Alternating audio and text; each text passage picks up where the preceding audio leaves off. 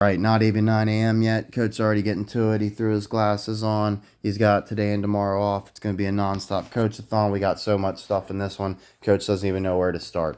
So let's get right to it. First, we got a clown in the comments section saying 40-year-old white boy saying N-word LMAO. First of all, the Redskins will be Super Bowl champions years before Coach is 40. And second of all, white boy is spelled B-O-I. Y-T-B-O-Y looks insane, bro. Are you like off your fucking meds? You need to get some fucking help, dude. So, Coach is the realest nigga on this app. He can say the N-word all he wants. So, it been that day for me. Nobody pray for me. Yeah, hey. I remember syrup sandwiches and crime allowances. Finesse a nigga with some counterfeits, but now I'm counting this. Parmesan where my accountant lives. In fact, I'm down in this. Douce with my boobie tastes like Kool-Aid for the analyst. Girl, I can buy your ass a world with my pay stub. Ooh, that pussy good. Won't you sit it on my taste buds? I get way too pretty. Won't you let me do the extras? Pull up on your block, then break it down. We playing Tetris. AM to the PM, PM to the AM funk. Piss out your per diem. You just gotta hate 'em funk. If I quit your BM, I still ride Mercedes funk. If I quit this season, I still be the greatest funk. My left stroke just went viral. Right stroke put little baby in a spiral. Soprano C, we like to keep it on a high note. It's levels to it, you and I know, bitch, be humble. Who that nigga think he frontin' on, man? Get the fuck off my stage, I'm the Sandman. Get the fuck off my dick, that ain't right. I make a play, fucking up your whole life. I'm so fucking sick and tired of the Photoshop. Show me something natural like Afro on Richard Pryor. Show me something natural like ass with some stretch marks. Said it'll take you right on your mama couch in polo socks. Ayy, this shit way too crazy. Ayy, you do not amaze me. Ayy, I blew cool from ACA. Obama just paged me. Ayy, I don't fabricate it. Ayy, most of y'all be faking. Ayy, I stay modest out of bay. She elaborated. Ayy, this that Great Poupon, that AV on that TED Talk. Watch my soul speak, you let the meds. Watch my soul speak, you let the meds talk. If I kill a nigga, it won't be the alcohol. I'm the realest nigga after all. Bitch, be humble. All right, so let's go. So anyway, Coach reading about Angelo Cataldi. Okay, we got good stuff right away. Holy shit. So Angelo Cataldi turned up the noise in Philadelphia. Coach bought a book of his from last year or the year before. He was the host of WIP, and he hosted the Wing Bowl for 25 years until 2018 when the Eagles won the Super Bowl. Is it interesting the Eagles turn around and win in 2025 after they held the Wing Bowl for 25 years, which was a celebration of being the team that never wins the fucking Super Bowl? Alrighty, so moving on. We got Providence, Rhode Island, or Providence Journal. Everybody knows Providence is flagged. This is the shit right here. Angelo Cataldi is one of only two journalists to have covered the longest professional baseball game ever, which occurred in 1981 between the Pawtucket Red Sox and the Rochester Red Wings. Well, boys and girls, ladies and gentlemen, pronouns. What do we here at Curse Sports call the Pawtucket Red Sox?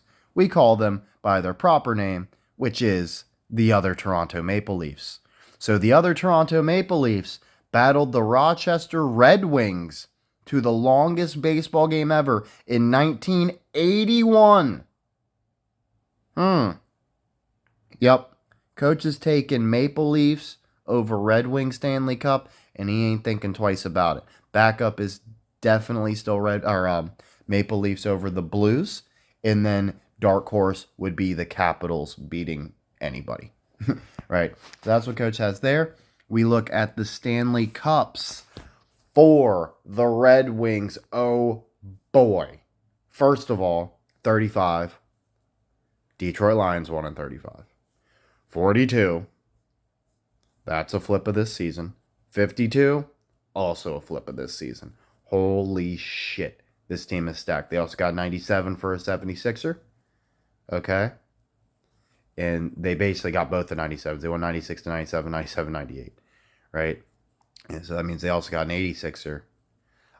We would have liked to also have seen them win in 57. But, I mean, this is just, there's no way that's not enough. I'm not saying they're for sure doing it, but that's enough, right? So it could definitely be the Red Wings losing. Coach likes it. Coach likes the Maple Leafs over the Red Wings a lot. Makes a lot of sense. Plus Detroit, I mean, it just works, right? They're like more known for hockey than anything in Detroit. That's the ticket right there. That's how it's going down. Um, Cataldi was a finalist for the Pulitzer for his coverage of the 1986 Eagles and their new coach, Buddy Ryan. What was that something about? Oh, yeah, so he also did an investigation on like horse race scandals, that sort of stuff. There's the Wing Bowl. Coach always shows his work. Let's see. So that just sounds interesting. He's in like feuds with ownership, that sort of stuff. Milwaukee. This is the Milwaukee Braves, y'all. The Brewers. Do you like that the best season in Brewers history was 1957, the last time the Lions won the championship over the Browns? Not bad. And they lost to St. Louis Cardinals. Let's see. Tom Brookshire. We got a Brook on that team. Oh, wait, no, that's Cataldi's partner. Sorry. Who is this? Michigan State basketball. Okay. Buckle up. Now, Coach is going to say, man, this is fucking hard. Coach's official pick is UCLA. Coach's official college basketball pick is UCLA. The backup pick is Stanford. We got a lot more to talk about, but that's what the picks are. Okay? So, our Michigan State squad, they're a little scary because of the 79 thing. That's like a 76. Also, Spartans. It would be really nice for a Spartan to win at the same time as the Portsmouth Spartans, but I don't think we're quite to the Portsmouth Spartans yet. I like Michigan State winning basketball next year, which is really fucking hard to say when you look at this team. Like, that's the hardest thing I'm telling you. We look at them as like, they're really not winning it this year. We have to hope they're not, because it just doesn't quite make sense to coach yet. We like the Eagles have really moved high up on the list of Super Bowl. After all those years of getting clowned on, there are only 2, 4, 7, 10 teams who can talk shit on us in the Super Bowl era. And we've probably won more games than all but maybe 2 or 3 of them at most. Coach just wanted to let you know that he's technically from a place called Squat in Dodge, West Virginia, and even people born and raised in Greenbrier County don't know where the fuck it is. Oh yeah, also, please don't be, like, even if Coach was a white boy, it's horribly racist to say he can't use the N-word. It's literally just discriminatory. You're only saying it because I'm white. That's super fucked up. But you just assume that I'm white. Coach, that's an extremely ableist comment, because Coach suffers from a disorder. He has vitiligo, just like Michael Jackson. Okay? So, it's not Coach's fault. It's basically like the reverse of what Uncle Ruckus has. Okay? So please don't offend Coach. It's a sore subject. Anyway, we got the Delaware Blue Coats. Okay? G League subsidiary affiliate for the Philadelphia 76ers, who we have winning before too long. And boy, Coach was glad he thought of that, because I was like, Blue Coats. Now, this could be a stretch. It's going to be a stretch. Just sit with Coach for a second, okay? Is there anything about the team name Blue Coats that reminds you in any way of the Blue Jackets? Just take your time. I know that's like a tough one, okay? But yeah, I think there might be some connection between the Blue Coats and the Blue Jackets, believe it or not. Yeah, so Coach has the Sixers and the Columbus Blue Jackets winning at the same time. Makes too much sense to Coach. Okay. Also, the Sixers, previously named the Syracuse Nationals. So whenever that's going down, probably in the 2030s, we're also going to be taking the Washington Nationals that year. Okay. And when they won their title in 2019, which was 1 year after the Eagles, and they also won in 1981, they won their division. They were coached by Mike fucking Rizzo, bro. Are you kidding me? Not bad, right? Okay, also, they used to be the Washington Senators. Okay. The Washington Senators, there's also the Ottawa Senators. So we're going to be taking Blue Jackets to beat Senators at the same time the Sixers win. Or maybe they might be real sneaky and it might be the Blue Coats winning it. Like, they just win the G League title that year. I could see some shit like that. All right, so Blue Coats / Sixers with Blue Jackets over Senators and the Washington Nationals. That's going to be 1 year script sometime in the 2030s. We'll know when it's coming because the Sixers are going to be on. Okay. We don't really need to look at that. But Coach does like the Michigan State is playing Indiana. We are going to watch that game. that is a winner.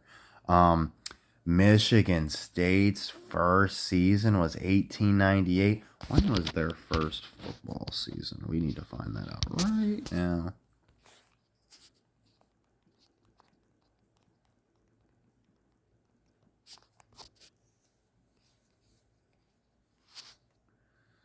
$1894. That one might be even better for us. Man, talk about two fucking killer numbers, dude. 1894, you get the 86 and the 64, and then 1898 palindrome with the 86 both ways. They might both be winning, dude. We might be getting Michigan State basketball and football. Coach is just saying. Let's move on, though. Okay? That's still my backup pick, Coach taking UCLA. But I'm telling you, first of all, you got the Izzo like the Rizzo, 1898. Oh, shout out to Trevor, who nailed this shit.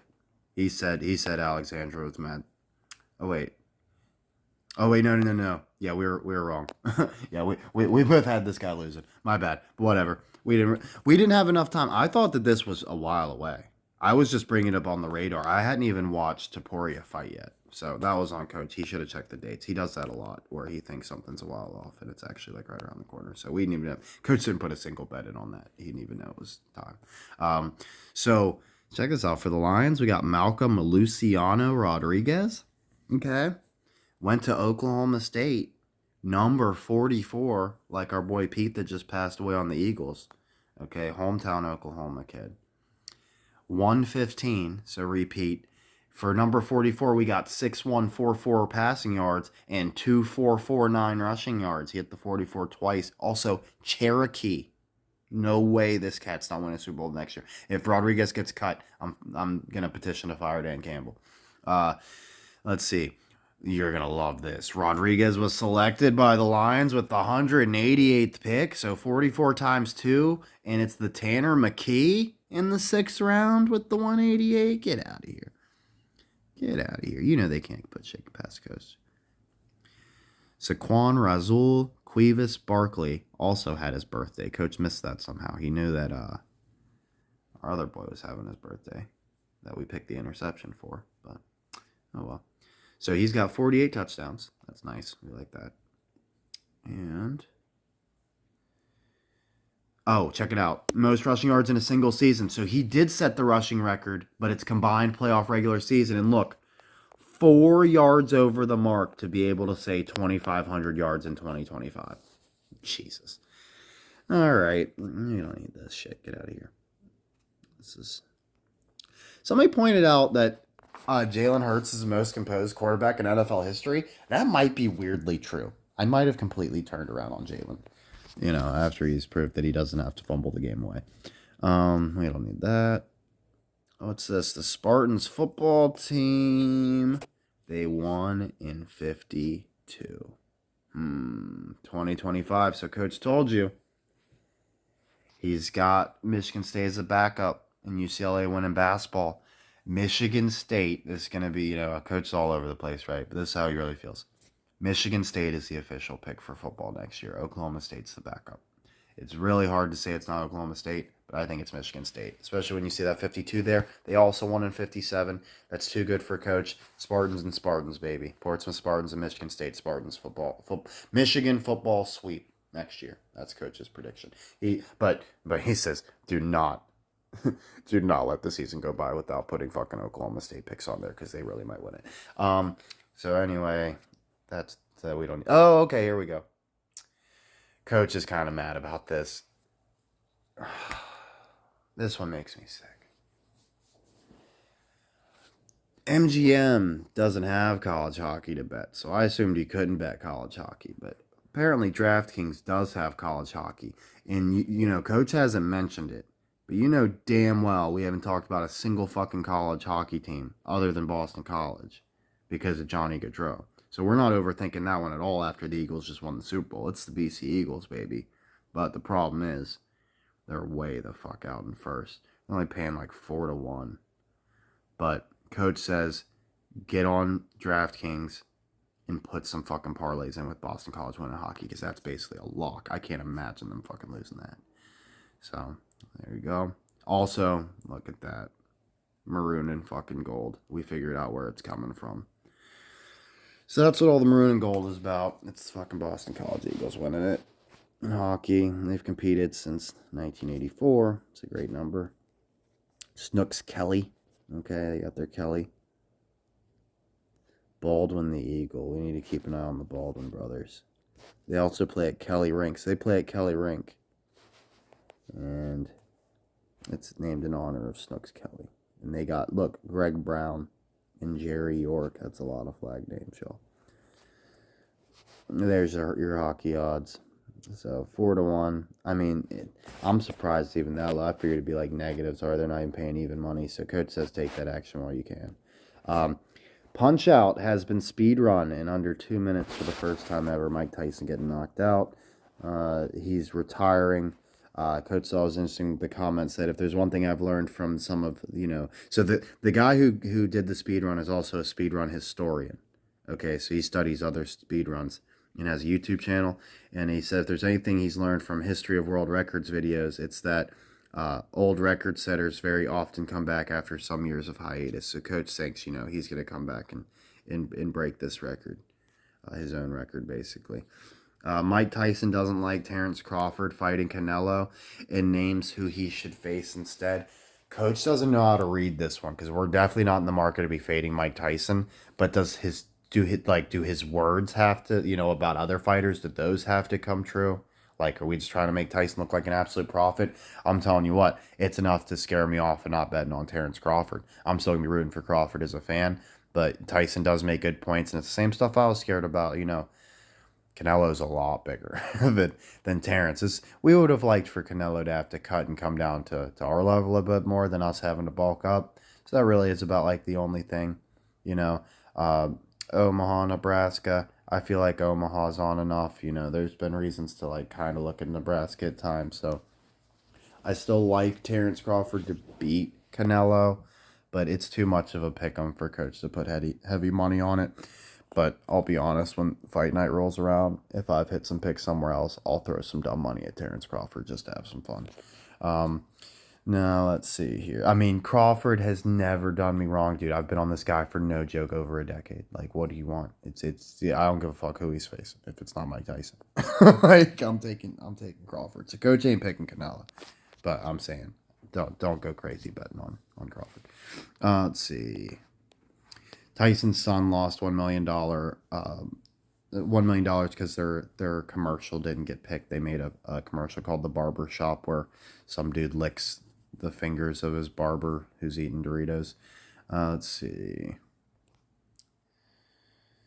Oh, this was funny.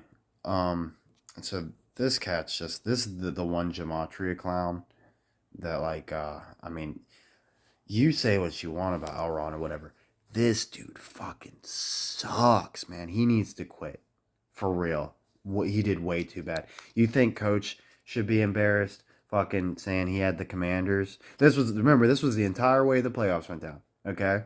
I said the Commanders were winning over the Chiefs. We get to the NFC Championship, and it's Eagles versus Skins. Our Skins dropped that one game to the Eagles. Coach immediately gets on the right side. Takes Eagles. So we really only dropped like one game the whole way. In the pick we had before we went to Commanders, we were like, oh, I'll bet it's rematch, Eagles Chiefs. So it's not like we were blindsided by it. This motherfucker picked Commanders to lose to the Lions. Then he picked Commanders to lose to the Chiefs. Then he picked Eagles to lose to the Chiefs. You need to never fucking make a pick again. That is insanely bad. That's worse than flipping a coin. You suck. Jeez. But this comment said, been saying this, Jaden equals 50. Who knows? Who cares about that thing? But he's 24 years old. This part, the coach found interesting. 24 years old, same age Mahomes went to his first. Same age as Sean Taylor, who Jackson Mahomes disrespected Memorial. Dwayne Haskins also died at 24. Sammy Baugh was the first rookie in NFL championship era to make the Super Bowl, and Daniels the first in the Super Bowl era, both at 24. Sammy also did it in 1942. All great points, but Coach just thought of something here. I'm almost positive. Am I crazy? Sammy. Okay, so he only played for the... I knew there was one of them. Thing is, Jurgensen went to the Eagles too. So yeah, Coach is still a little baffled. We're not going to lie. We still thought, of course we think the Skins are going to make up for it by beating the Chiefs later, and it's going to be even better. And it'll make more sense in retrospect. But, like, if the Commanders don't win a Super Bowl over the Chiefs, like, something's horribly wrong. Right? Like, that just made way too much sense. But, we need to just talk about the football season in general. That was such a good season. Holy shit. Holy shit. First of all, thank fucking God the Commanders beat the Lions. That was just the win. That was Coach's Super Bowl. Not everything was house money after that. They could do some stupid fucking Chiefs repeat for all Coach cares, right? Who really gives a shit? As long as they don't ruin my fucking great Super Bowl next year, right? With the Lions popping in, so we got the best fucking result possible with the Lions getting knocked out in their very first postseason game of the year. So we get slightly better odds betting next year too. So win-win there. Fucking awesome. Commanders did huge solid. Next best, the Eagles beating the Chiefs is twofold fucking awesome. Number one, you can just completely fucking bury any future talk of Lions Chiefs. Coach was so fucking pissed of hearing that shit. Okay, that one bothered Coach so bad because, I had to every time admit, like, yes, there is a narrative, but it's not even close to as good as the Skins being the Chiefs narrative, and we didn't get that. Right, so Coach says, no fucking way in hell. That's how it's going down. Fuck the Chiefs. They're dead. Nobody wants to see them pop up, and they got no right to. They got the Super Bowl losers curse on them. They're big fucked. I don't even think they're keeping Kelsey, right? So, yeah, they might not even keep Mahomes. But, knowing the Redskins stuff, Coach actually likes Mahomes on the Chiefs for a while longer. Now... yeah, I think it's got to be the Chiefs. Now, so we got to kill the Chiefs Lions thing. So now that's just now we only really need to worry about, right? So we got Lions over Browns, and Coach says that's the only way it's going down. But he still plays it fair. Like if you were trying to make a narrative, you could definitely find Lions over Ravens. Even better would be Lions over Steelers. Lions over Bengals could somehow weirdly work. Okay. Coach had a beat on the Cincinnati Bengals. I was talking all this shit on them. I think I got them all wrong. I think they're low-key actually that, I'm going to butcher the city name, but Mesa whatever, the Tigers, that super dominant pro football team in the early 20s that won 5 championships. Coach has a book on Tigers by the River. Coach thinks that the Bengals are actually that Tigers team. And, we need to put some respect on that shit. They're probably not going to be sleeping too long. Especially, the first thing that had me thinking, I was like, there's no way Paul Brown made a team, and that team's not going to fucking start fucking people up. Coach thinks the Bengals are going to fuck around and win 5 Super Bowls at some point. Something crazy. No joke. So, anyway, moving on from that. Oh, yeah, you got to hear that. Just so you know I'm not bullshitting you. This final video in the Super Bowl, right, is going to be the Commanders at the Chiefs, right? And the Chiefs are going to win. Okay, so Coach has to be racist or whatever you want to say. If Coach's boss has that fucking accent, a lot of people that's the Joel Embiid accent. Coach thinks that means you're straight up an NPC. Coach has never interacted with anybody of that nationality. I'm not going to say it just in case I get flagged.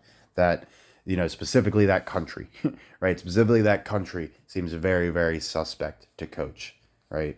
So, let's see. Let's go ahead and look. First of all, don't want to offend you if you talk like Joel Embiid and you're actually on the level, then Coach misread it. I'm just saying, pretty much every huge asshole I've met recently fucking talks like that, and I can't stand it. Coach has the entire college football rankings, okay? And Coach Coach just tells it like it is. Coach doesn't like actually have any bias. He just tells it like, this is my experience, right? And Coach has pretty limited experience. He's only met a handful of people that are from the same country as Joe Embiid. Maybe there's a million that are awesome, right? This is pretty much anybody in a corporate environment is a tool, right? So Coach will admit his bias probably a little skewed there, but still thinks that. Here's the thing. So Coach isn't xenophobic at all. Like he's got no problem with like people from other countries or other places, anything like that. But he is highly suspicious of accents. Okay, primarily like Scottish, British, those types of accents. Really, tip Coach off Australian, right? But basically, anything with like a heavy accent or anything like that, it could be, or like they present as being like English is their second language. That's a really good cover for someone that's like a robot or an alien. Just saying it's like, oh yeah, well I don't sound normal because I didn't grow up speaking your language. Like so, I don't know. I'm not saying that there's any way they could help that. If it is not like legitimately just a person who learned a second language. But I'm also saying if I was a fucking alien, I'd be telling people I speak English as a second fucking language as a cover. So there you go. Anyway, Ohio State. Also, they call them aliens. Right, isn't that interesting? You come here from another country, they'll call you an alien. So just saying. So here's the college football rankings. Anybody that is highlighted means Coach has even like a 1% interest in. Right? It doesn't mean Coach thinks they're going to win necessarily. We want to keep an eye on him, okay? Let's give Coach a second. He needs a vape break.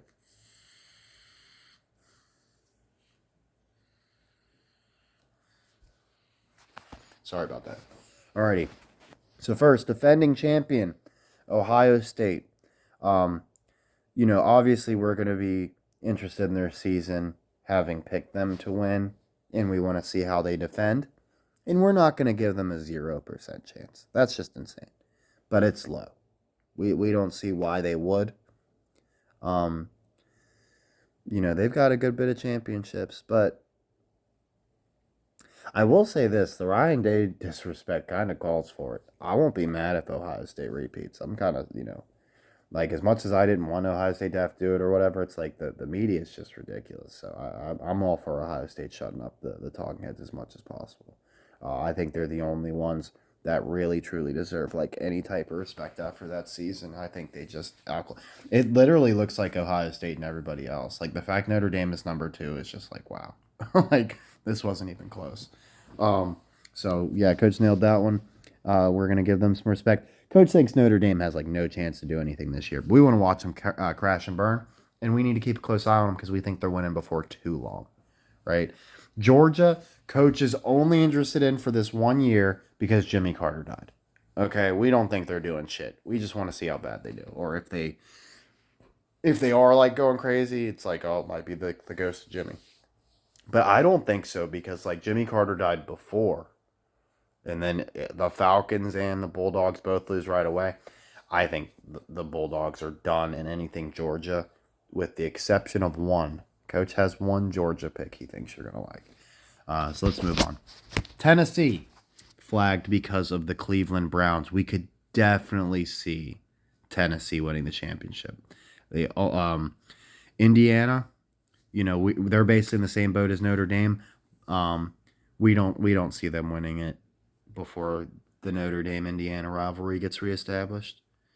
Okay, so Tennessee is the only one on this list so far that actually scares Coach. In the top 10, Coach says keep an eye on Tennessee. That's the only one we need to worry about.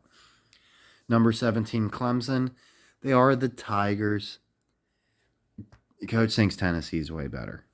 So he's not really actually scared of Clemson. Iowa State is scarier than Clemson, but not by much.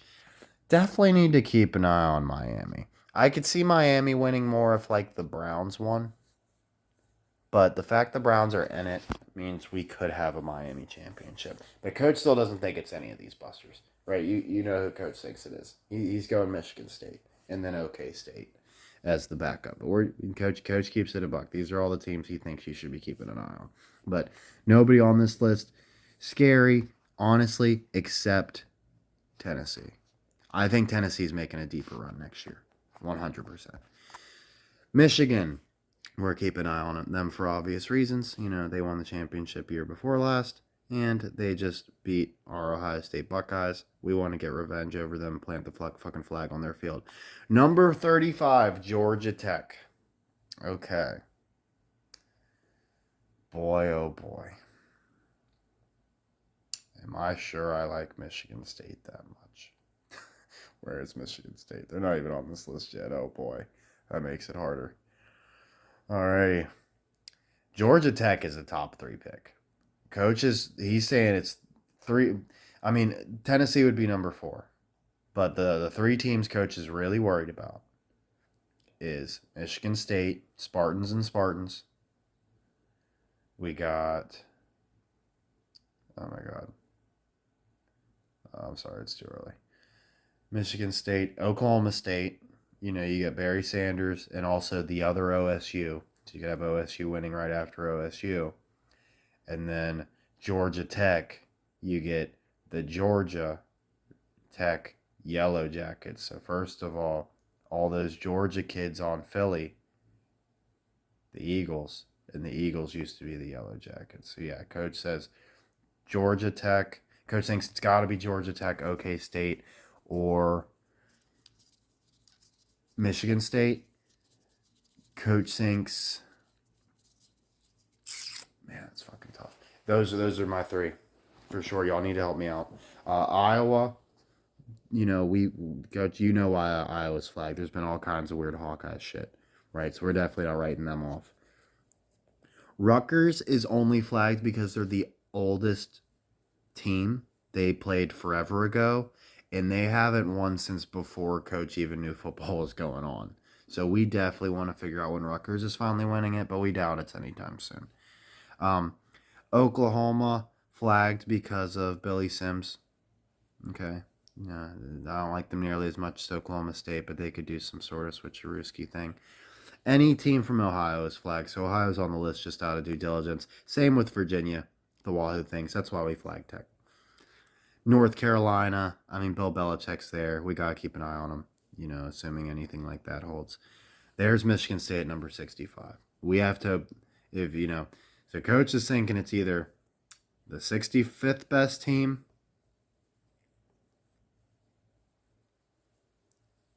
65th, 35th, and I guess, man, we still not seen Oklahoma State. Okay, so they're down there, 98th already. Let's see, Miami of Ohio and Virginia, you know why they're flagged, just because of the state they're in. Same with Georgia Southern. Bowling Green and Toledo, same deal. Stanford has a legitimate reason to be flagged.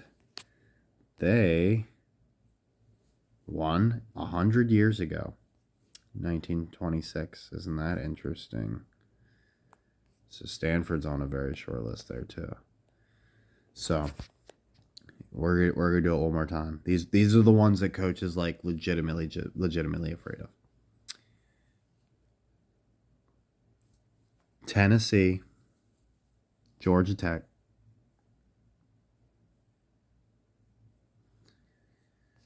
I'm not really scared of Oklahoma. Michigan State, Oklahoma State, and Stanford, and Rice. But you know, not so much Rice. But yeah, that's the 5. OK State, Stanford, Michigan State, Georgia Tech, and Tennessee. So definitely let me know your thoughts on that. Coach thinks anybody below is just completely beat. Not because of where they're ranked, just because of who they are. I don't give a fuck about these teams. Let's see. Get the 100-year anniversary. So this is college basketball rankings right now. Obviously, if you're highlighted, you're flagged. Auburn only flagged because of the Palace at the Auburn Hills, and coach thinks since the Pistons are a joke, it ain't Auburn. Coach thinks we can just scratch them off. But, you know, they're still flagged by the system. So, you know, you have to write them off. You know, don't, if that reason's not good enough for you, find another reason to like or dislike them. Right? Because they are flagged. Same with Duke, because of Cooper. Okay? But not honestly scaring me too much. Tennessee, not scared of. Iowa State's the scariest of that bunch because they've came up so much, and why the fuck are they in the top 10? Like, so coach thinks that's the only one scary there. Kansas, not really scared of. They can do all the Lawrence shit all they want. Coach thinks none of those teams are doing it. Michigan State is a high pick for coach. UCLA is the number one pick. So UCLA at number 25 is coach's pick to win the tournament. That's good for like a 5 seed. That's not too crazy. Michigan State could be looking at actually. So UCLA would probably get like a 6 seed. Michigan State could get like a 5 seed, right? And I think both of them, one of them will end up winning the Big Ten. So there's that. So yeah, Michigan State and UCLA, neither one of those looking too far down. You could see either one of those winning it. Yeah, I don't like anybody else there.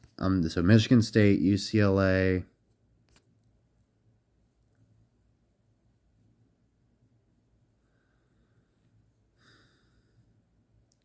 I gotta put North Carolina on the list. Indiana 1-76. They're officially flagged in Stanford. That's coach's 5.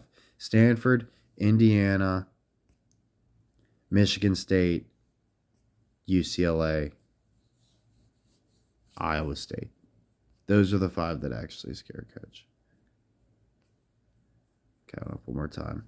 Stanford, North Carolina, Indiana, Michigan State, UCLA, and like sort of Iowa State, but not really. So I'm just going to take Iowa State off of that one. Also just flagged Bryant and Cleveland State, just in case. What was that down there? Rice is 184. Oh, did we go through the whole thing? Oh, hold up. We got notes and shit.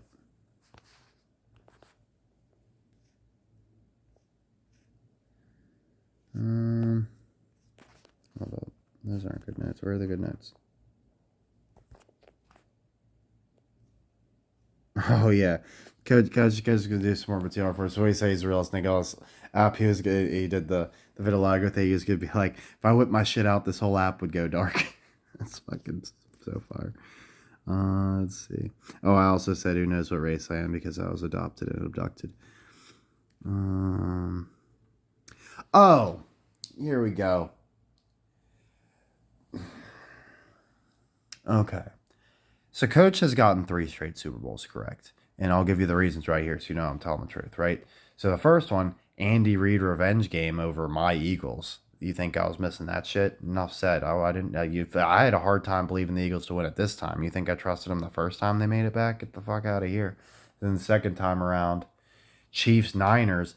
The Niners were my number 1 heel. I had them losing to whoever would possibly make it from the AFC, and the only 2 teams I had that I thought could make it would be the Dolphins or the Chiefs. So that one was super fucking easy. When the NFC Championship rolled around, I got a little bit scared of Detroit possibly winning and beating the Chiefs because of we didn't know about the Browns as much yet. So we just got a little bit nervous there. But yeah, as soon as the Niners won that game with a 17-point comeback, exactly as coach predicted, we knew the Chiefs were going to beat the Niners. Right after the wild card loss to the Dolphins to the Chiefs, we were pretty positive that's how it was going down. And then once the Niners beat the Lions, it was a lock. Coach didn't even give the Niners a 1% chance. That would have made him look really fucking stupid. He was even more sure of the Chiefs beating the Niners than the Eagles beating the Chiefs. 100%. So, yeah, 3 straight Super Bowls. But why did I say that? Oh, yeah. So, coach doesn't... coach gives people the benefit of the doubt, all that sort of stuff, but there's times you just gotta say, like, there's no way you fucked that up, right? Like, when you're saying some shit like, oh, I can't believe I didn't know it was the most obvious bait and switch of all time. There's no way you overthought it that much. If you know it's the most obvious bait and switch of all time, it's the most obvious bait and switch of all time, and you're just playing the fucking clown. There's no way you fucking whiffed on that. Now, as far as, why was I saying that? Oh, yeah.